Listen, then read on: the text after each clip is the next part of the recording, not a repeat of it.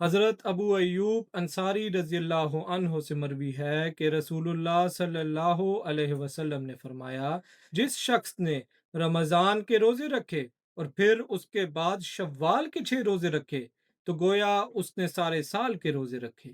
شوال کا مہینہ رمضان کے مہینے کے بعد آتا ہے۔ ہم یکم شوال کو عید الفطر مناتے ہیں۔ عید الفطر دراصل رمضان کی عبادات اور محنت کا انعام ہے۔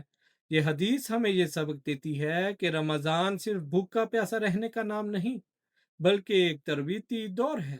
اس مہینے میں ہمارا رجحان اور توجہ عبادات، تلاوت قرآن کریم، صدقہ و خیرات، روزے رکھنا، تہجد پڑھنا اور حقوق اللہ اور حقوق العباد کی طرف بہت بڑھ جاتی ہے۔